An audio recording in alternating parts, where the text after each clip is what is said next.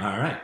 Hello and welcome to episode 173 of Sutton Impact Family Style. I'm Jason. Bill, we're still not playing. Things look a little sketcy, but there are some interesting things going on in the world. Yes. Um, so, I guess a little bit of college football. I mean, players are going back to their camps, and they're getting tested, and they're being diagnosed with COVID. Mm-hmm. And to me, that's a very logical outcome. If you're going to test people, you're going to find people that are sick. Yep, that's how that works. The question is, how sick are they? What's the recovery time? Are they spreaders? Are we encouraging it by having them back there together? And I don't think there's a lot of questions nobody knows. But there's a lot of people panic now. And I've always said I don't think it starts on time. No. I think it starts, and I still think maybe only playing conference games, and you start late September, early October to give everybody a chance to get back to campus and do whatever they need to do is still a possibility. But I also see, the NFL thinks now, the NBA, players are going to come to Orlando, and Florida's a hotspot. Yeah. But you're going to be in a bubble for 3 months, 2.5 months. Is that really what you want those guys to do? But there's also the controversy now of they're in the bubble, the NBA personnel are in the bubble, but the cleaning staff and the cooking staff are not in the bubble. Yeah. So they go out and come back in. So they go out and come back in. Do? There's starting to be schools of thought now saying, hey, you know what, maybe it's just best to just end this season and start really planning for the 2021 season. And maybe that really is the way we should be going here. We've done without it for a while. I don't know. I just think it's hard to do. Like I said, there's... It's really hard on the players. And I also think of players, there's so much going on in the world right now. Some of the players are also voicing they think they should be involved in other things. Yeah. And these are more important than playing basketball right now. And while they can use their voices, while they can have attention, they should do these things. It's true. And again, we don't know all the answers to COVID, obviously, which is part of the scary part. But, you look at the college kids, it's not just you get sick, you get better, you don't die. There's severe respiratory issues that people are going to have for the rest of their lives if they get this. And that's not being really addressed. That's not being addressed. People just keep throwing the numbers 100. One person dying is, in my opinion, if it's preventable, that's too many people. But it's all the side effects and it's the long-term side effects. But there's people that are going to be... You really don't know yet because you can't study them. There's people that are permanently without a lung and we're going to have breathing problems the rest of their life that have COVID. And yes, they survived COVID, but they're not going to survive in the same way. And, a college athlete, presumably, again, these are the best athletes in the world. They probably are at the peak of their health. So hopefully, they're getting the best care, but you just don't know. Yeah, you don't know. And like we said, we could do some weird stuff. I talked about home run derby last week, but a lot of these guys have their own court or their own, place to play basketball. They could be playing some sort of weird Zoom horse. And I know players don't like horse because they don't want to lose and break their brand and all that sort of stuff. But there's ways that you could still be, you could still be out there doing stuff. And I go that obviously that doesn't affect the social, but as far as putting their sport back on the map, there's things they could be doing. Yeah, and everyone we're considering all these things back now is they don't want to give back the TV money. No. All the leagues. There's a lot of money out there at stake, and they don't want to give it up. And that's the crux of where MLB is. The players want so many games. MLB wants so many games. They want to play at a certain rate. They need to play. They need to have playoffs so they can make TV money. But who knows what's going to happen? Yeah. We're just not, it's just like every week when we bring this up, we're not any further along. We've been talking about MLB for 2 months. Yeah. We're any further along. And we said last week on the show, this is a sport that would have had the entire spotlight on them. And they blew the whole thing. And even if they weren't able to figure, even if they were where the NBA is right now, and they were trying to figure out where is a safe place where we can put up these giant teams, because their teams are bigger than the NBA, obviously. Where can we have an Arizona league and a Florida league and sort of the Grapefruit League. At least if they were involved in those discussions, as opposed to this nasty back and forth, like we said, with the economy being what it is, at least that would have been like, okay, because you got the Ken Griffey Jr. baseball thing coming out, and it's like, well, baseball's trying to come back for us. We're watching some classic games. This is great, but they went the other way. They even if they behind the scenes just were like this in public was just dragging, worried about public safety and player safety, it would have been a way better look. I just think it's sad. It's very sad. So when I think about who I'm the saddest about of any league, any team, all right, who I'm the saddest about? I don't know. The Tampa Bay Buccaneers. Yeah, I suppose that's true. Because there would be so much excitement and people getting ready to go to training camp and be able to watch Brady and Gronk wearing Buccaneers colors. I mean, and a franchise that has not had a lot of success. They won a Super Bowl, but that's been a while back now. Yeah. And they are hosting a Super Bowl this year. There would be so much excitement about that team. And now there's just fear. I guess excitement is replaced by fear. What if they don't play? Brady be a year older. We signed this guy. Know what we got. A little bit. So it's interesting how that one is. Yeah, because you figure Brady is Brady, and he keeps defying the odds. But like, if he was gonna have that one more "F you Belichick, F you Robert Kraft, watch me run" sort of year, this would be the year, probably. Yeah. And I saw Gronk in his uniform. He looked ripped. So. He looked very ripped. He looked very ripped. So it's interesting. Now, I do want to shout out at some policies now that I see teams doing that really tells me that they understand their fans and they understand the current conditions. So the Patriots are offering season ticket holders who are at elevated risk the chance to skip the 2020 season and still hold onto their seats. Now, I don't know what they mean by being at an elevated risk. I don't know if that includes, it says fans are opt out in advance because of age or an underlying health condition. They're in a population they've identified as being a high risk of illness from COVID. Oh. Well, this week, if you're under 35, you're at a high risk for COVID. Yeah. So I know how they're going to do this. When I originally read it, I thought if I was uncomfortable going to a game, then I could opt out and wait and come back in 2021 still have my seats. That's the way I read it.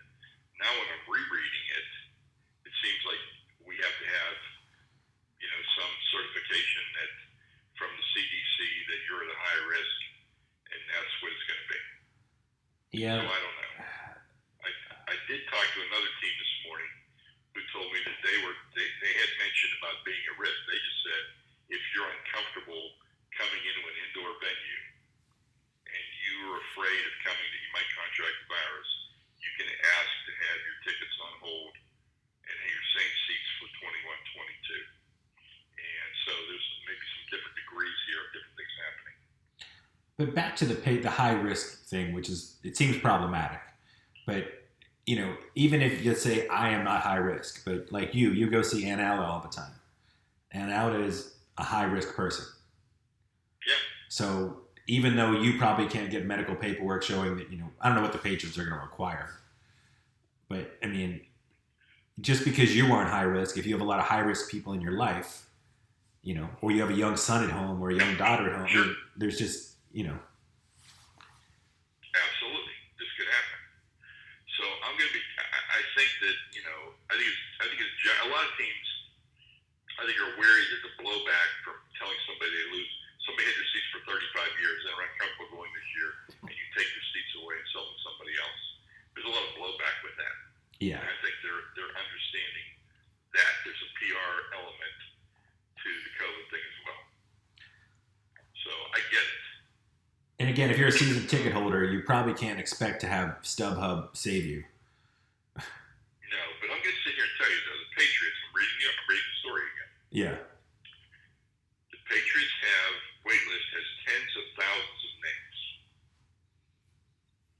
So let's say 20,000 people, and I don't think it would be nearly that high.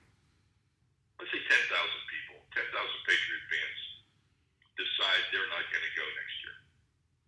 Okay? Okay. Well, if they have tens of thousands of names, I'll bet you they can replace has 10,000 people Oh for yeah. that 1 year. You know, and they can replace them for that 1 year. So they're not going to lose. They're not going to lose anything. But a team like, let's say, the Lions or the Chargers or the Bengals, they don't have tens of thousands of people on their waiting list. No. So if they opt out, then those people aren't going to be there. And then you have to hope that there are a lot of people in the community that would like to go to a game are going to buy a single game ticket. True. But we don't know that. And we also don't know what capacity is going to be allowed by the time the season starts. You know, maybe they're only going to be able to have, 50%, 20%, 25%. Like, we don't know what the stadium is going to be allowed to physically have in there. So that'll be interesting to see as well. And I'm really curious as to what that's going to be. I don't know. I don't know where you go with it. I don't know what what you do if you wander in and say, "Hey, this is what we're going to do." I don't know. Like I said, I don't have answers. Obviously, I'm not a doctor. There's a film degree with a master's is probably the furthest away from a doctor you can possibly be. I've never even played one in a movie or on television because I don't really look like a doctor. But, I mean, I wear my mask out, and, I don't see myself going to the movies anytime in the next 6 months. No. I mean, I'm fortunate that I have a very nice television and a comfortable couch so I can watch, my theater at home, and I'm pretty happy. But, I mean, just, if there's a little bit of a risk, I'm probably not going to take that risk to go see a movie in person. And if I can watch... What's that? The last time I was in a movie theater was before COVID, right? Yeah. And I remember there's not too many people in the movie theater anyhow. No. I mean, I remember going to see Once Upon a Time in Hollywood. And I saw a bunch of movies, and I bet you the theater was maybe 25% full. I think the last time I saw a full theater, I saw Us on opening night, the new Jordan Peele movie, coming on the heels of Get Out. So that was sort of a big event movie. But every other time, like you said, I've seen, everything else I've seen in the last 2 years has probably been like 25% full already. So. Yeah. But I mean, again, I do enjoy going to the theater. Exacerbating the death of the movie theater. Oh yeah. I mean, the movie theaters made some inroads. I mean, trying to have the food and the alcohol and the comfortable chairs and doing things like that. But you know what? And this might sound crazy to you, but to me, that's exactly what your home theater experience is, right? Yeah. You get a real comfortable chair in your house, a recliner probably. You're probably eating and drinking when you're watching television, right? Of course. So all we did was we set you up to do it in your house. You do it in your house because the home theater systems now are pretty freaking amazing. And you can buy a Sonos, like a little, it's like a 12-inch box that sits under your television that provides great surround sound. Like, it's not like you have to go and have a receiver and, surround sound speakers all drilled into your walls anymore. Like, you can get like a sound bar or something that works really well. Yeah. Now, I do remember, though, was it The Hateful Eight filmed a certain way? Yeah, The Hateful Eight was filmed in, I mean, if you've never seen it, when you watch it in that format, it looks fantastic. But if you see it the other way, it can still look great. The other thing, we went to, when we saw Crawl, a very underrated movie that's now free on Prime, which is the alligator in Florida movie. Like I said, it's just a really well done creature feature. We sat in the vibrating seats, and that was pretty cool. But again, it wasn't enough to. I mean, we wanted to try it. I don't think we would typically ever pay the extra $5 to sit in the crazy seats that vibrate and do other things based on what's happening in the film. But I know what they're trying to. Why go to the theater? Well, now you can. When it's an action movie and things are shaking, you're shaking and stuff like that, which was kind of cool. But like I said, I can't imagine paying the extra money for it on a regular basis. It was more of I've never done this before. I'm fortunate enough that I can afford it. I'm going to try it. It's cool, but, I'm good. There was a movie in the late 50s or early 60s, a horror movie called The Tingler. Tingler. L-E-R. Okay. And it was about this monster or alien that invaded your spinal cord and took over your body and your brain. Yeah. But it went in that way. And they actually had the seats to give you an electric shock, a mild electric shock when that was happening on the screen. And it really drove attendance. People thought it was really, you weren't allowed to talk about it, but after everybody saw it, what happened. So there wasn't any social media. So unless you told somebody you didn't know when you went to the movie, you were blown away by it.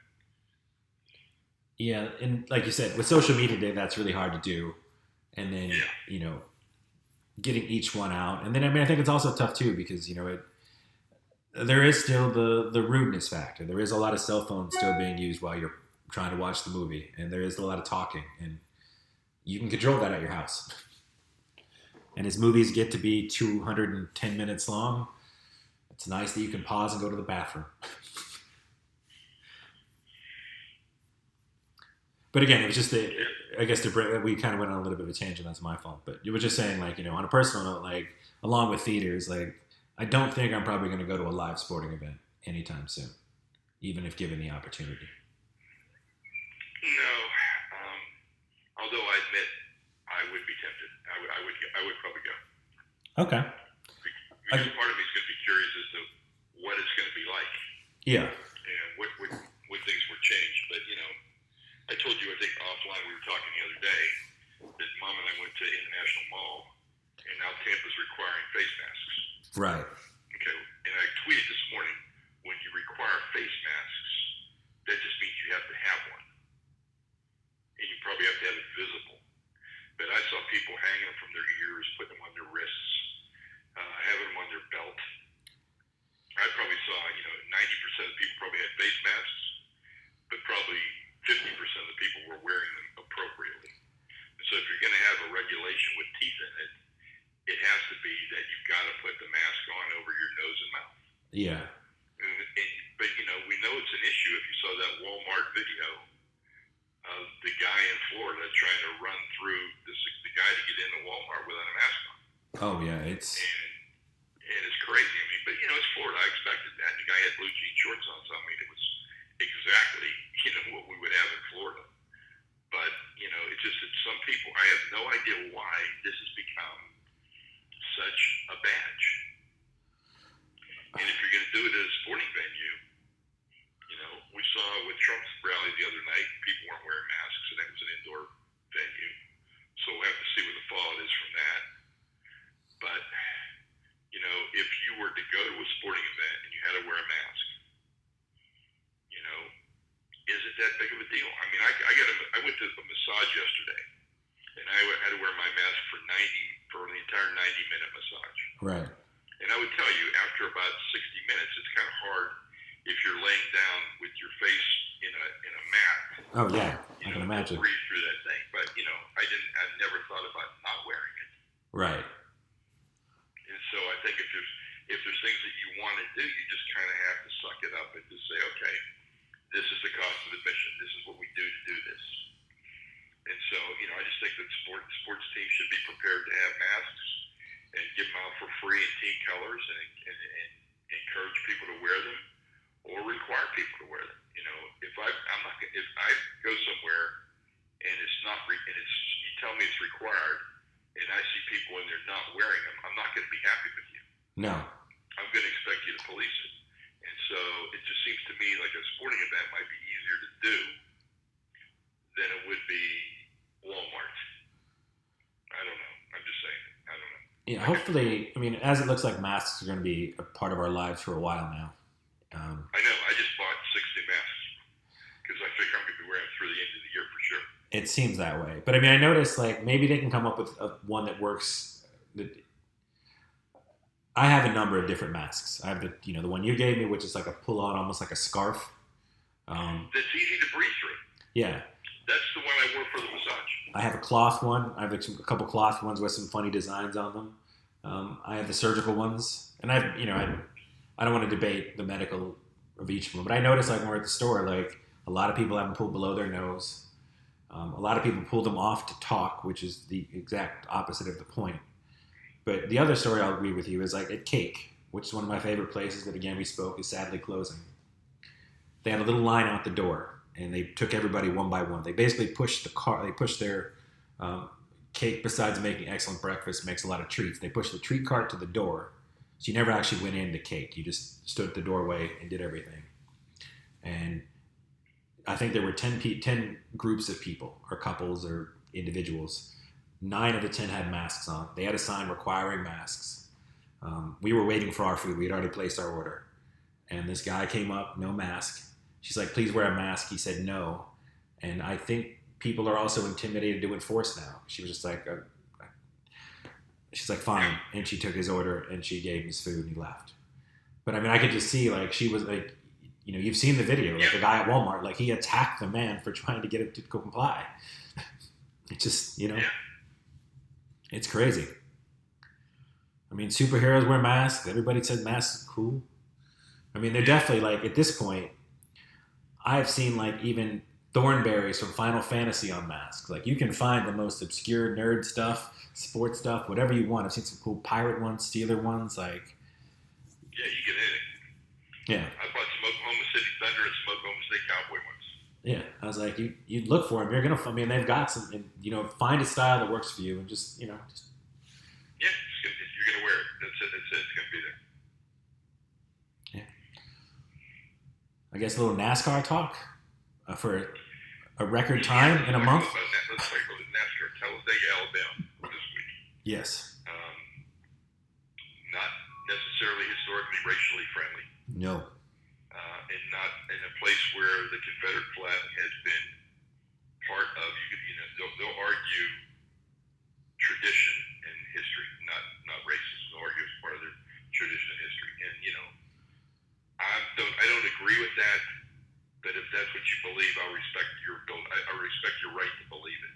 Okay. I don't have to believe it, but Yeah. I'll respect that you really believe it, then that's fine, you believe it. I'm not saying it's right, but if you believe it, you believe it. And so the noose in the driver's hangar area, and I think they'll find out whoever did that. I mean, there's I hope so. all the Yes. security cameras and everything. They'll definitely find that out. But the thing that really got my attention was the plane flying the Confederate flag over the venue. And, you know, that's First Amendment. That's freedom of speech. And it has nothing to do with NASCAR. That's just somebody flying a plane and doing it. So, I mean, you're still going to have things like that, or people driving up. They showed people in parking lots with Confederate flags in their trucks. It's true. And flying it. And, I mean, unless they stop you when you come in the parking gate, I mean, you're not bringing it into the event, so it's not technically part of NASCAR. I mean, people are going to push the limits on this. Of course. I mean, you know, there's some. I saw there's a movement out to change the name of Columbus, Ohio. Yeah. Although I saw this meme and I think it's pretty funny, but if you argue about the time in history that the Confederacy began and the Confederacy ended, was 5 years. So Buffy the Vampire Slayer was on television longer than the Confederacy. Like, there's a million TV shows. There's all these things that existed way longer than the Confederacy. So what are you hanging on to? Like, yeah.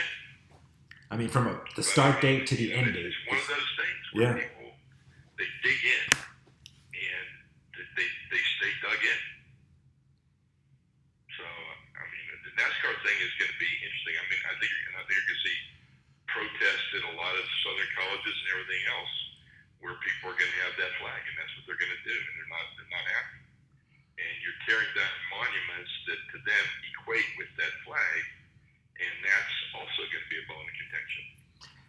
Although, as Germany has pointed out themselves, while the terrible era of Nazis is part of their history, they have 0 Nazi statues, but they have memorial statues to the 6 million Jews who were affected. Like, you don't need a statue of a horrible event to remember history. Like, that's going to be forever on you. That's the stain, but you don't celebrate it. So, I mean, yeah. And if Germany can change, couldn't anybody change at this point? Yeah. I mean, I usually support 99% of tearing down the statues. Yeah.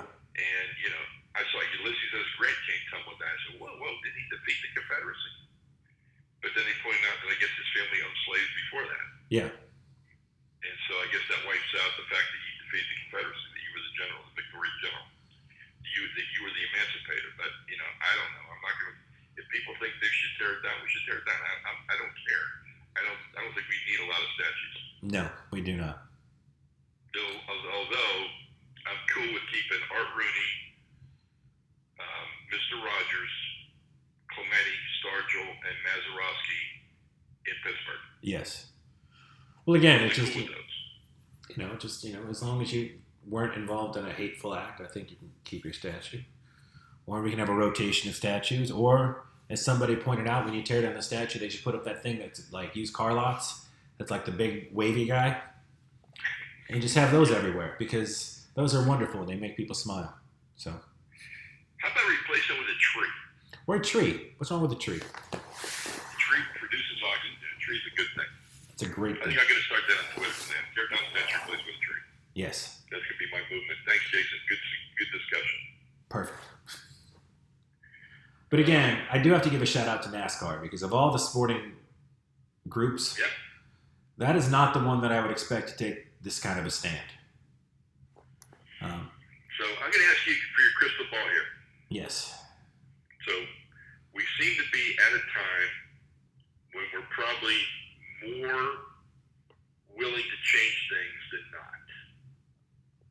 Hopefully. Okay. Yes. Washington Redskins, change or not change? I don't know why they don't. Especially right now. I mean, Do I've you been. think this will happen? Do you think they will actually change it now? I hope so.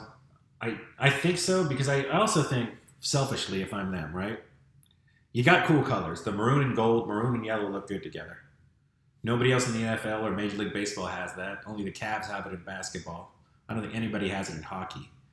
And you have a chance to rebrand because you're not a good team. You haven't been a good team since the 80s. Like, I think it's a good chance to, just new merch, And I don't know if you're the Washington. I don't want to be the Senators, I wouldn't think, because the Senators are kind of crappy too. Like, come up with something cool. I don't know what it would be, but I mean, I think it's a chance to sell new merchandise, sort of rebrand your franchise. Hopefully get better. Maybe Haskins is good in year 2. Just move on to a different.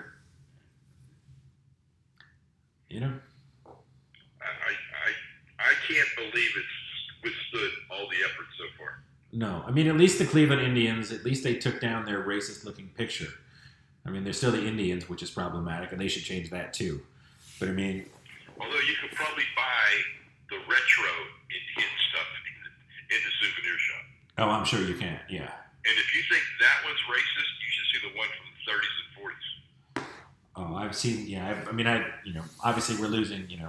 They're finally doing Uncle Ben, Aunt Jemima, and a lot of that sort of stuff. Which again, I don't know why people are getting mad at. It's terrible syrup to begin with. I came around. Real maple syrup. I Should heard be. Mrs. Butterworth is going to go, and I have no idea why. I have no idea why on that one. I'm sorry. Well, log cabin will remain the same, I suppose. There's nothing wrong with a Well, cabin. I can remain the same. But Mrs. Butterworth, maybe because she is overweight, I don't know. But I mean, I saw Mrs. Butterworth was on the list. Yeah. And again, it took me a long time to come around, but Ben, I could see. I mean, all those they make sense to me. Eskimo pie, I saw. yeah. And so the funny thing is, Klondikes that we grew up with, that was Isley's response because Eskimo pie was already taken. Ah. And so they called it Klondike. Huh. Yeah. And if you're eating When syrup, I was little, none of you tapped and said, you want to go get an Eskimo pie? and And then later on, it became a Klondike. well, there you go. Yeah. And eat real maple syrup. It took me a long time to come around, I admit, but it's so much better.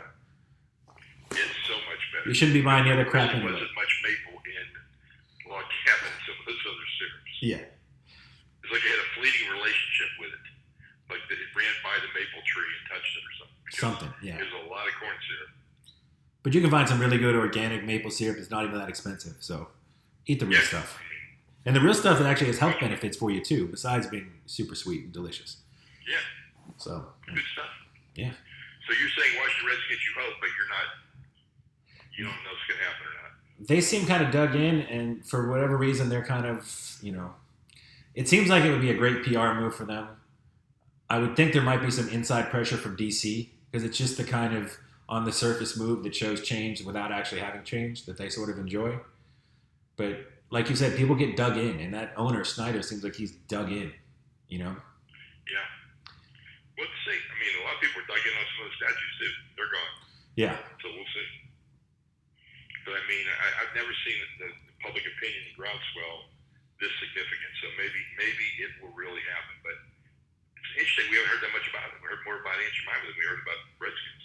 Yeah, I've heard it passing, but it just seems like I think because that's come up so many times and it's been shot down every time that Well, they took down.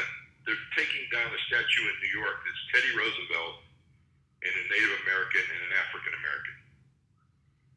Huh. It had nothing to do with Teddy Roosevelt. They just didn't like the way the African American and the Native American were portrayed as a statue. Okay. So I mean, we're going to go pretty far, which is going to upset a lot of people. That'll be too far one way, but they had a long way to go. So this is going to be a lot too fast, too quick for people, even though it's been a couple hundred years. Yeah. Very true. NBA, go play or not play? I mean, Toronto is heading down right now to Fort Myers, so I think we're at that point where we just have to start doing things in the safest possible manner. But whether or not it's the way things should be in the world, the way things are in the world is that things have to move forward financially. And I think they're going to play. I don't know what it's going to be like. I'm not sure how many people are going to get sick and, which players are going to play, but I think at this point, the wheels are in motion and it would take something catastrophic for it to stop. Well, I think I ran the numbers the other day. I looked at the number of confirmed cases and the number of deaths. And I think it was like 4.7, 4.8%. Now, what I would say is that's not an annual rate. That's 3 months, right? That's 3 months. That's also something we've had in this country that we've known about significantly since February. And again, as I mentioned earlier in the podcast, like if you listen to doctors, like it's not a cold or the flu. You don't get better from it. We don't know what the long-term effects are. And a lot of people's respiratory systems are never going to recover. They won't have COVID anymore and they didn't die, but they won't have the same life they had before that. And that's one of those things. It's not as fun to talk about, and it's scarier than technically. I mean, death is horrible, but I mean, the number of respiratory issues people are having is terrifying, and that's not something people. So we'll see where this goes. But I mean, are we going to have, like I said, you and I talked about it before? Is there going to be an acceptable death rate that says we can go on with our lives, and this many people are going to die? Well, I think the NBA has a good plan, and I think I assume from we've both lived, in Orlando and the Tampa area, I am positive, especially after this, you could find enough staff that would be willing to be quarantined for 3 months if they got hazard pay and extra pay to be part of that and not see, just like rather than risk having the cook work an 8-hour shift and go home, pay him extra money and have him stay in the hotel. Keep him tested. I'm sure you could find some maids and some cooks and some other people. Oh, I'm sure. You know what? If you say, okay, all your expenses are going to be covered, you're going to get paid this, but you can't leave for 3 months, would you do it? I bet you a lot of people would say yes. I think you'd have a ton of people say yes. And I think if you're the NBA, if you're Disney, if you want things to start getting back to normal and the NBA being a nice symbol of that, I think you do that. Because I know that's the one loophole a lot of players are upset with. It's like, okay, we feel safe. We're quarantined. We're going to do everything we can. But you're bringing in a high-risk state. You're bringing people in that are going home every night. Who knows what they're exposed to, what they're doing. Are they going out? Are they wearing masks? Are they being safe? So it seems like it should be a pretty simple thing, Yep. Because like you said, I don't think with all the Disney employees in Universal, I don't think you'd have any trouble finding people who'd be like, so I can also stay at the resort for 3 months? Done. With a little pay bump? Sure.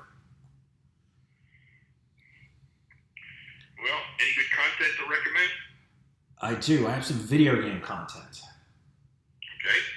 The Last of Us, which is still in development at HBO to become a television show, was one of the best video games I played last generation from a story standpoint. Whoa.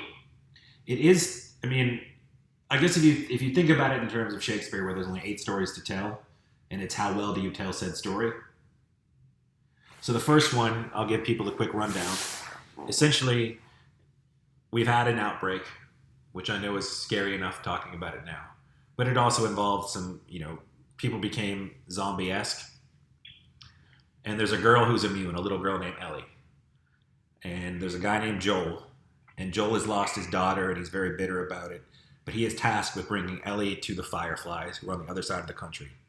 So he has to lead her across the country. So you're basically playing as the two of them on their journey. And she's slowly becoming his surrogate daughter. When they get to the Fireflies, who have the medical staff, that's just the name of the group in the thing, he finds out that the only way for them to get the sample from her is to kill her and cut up her brain. And he simply can't do it. So he shoots the doctors and runs and leaves with her.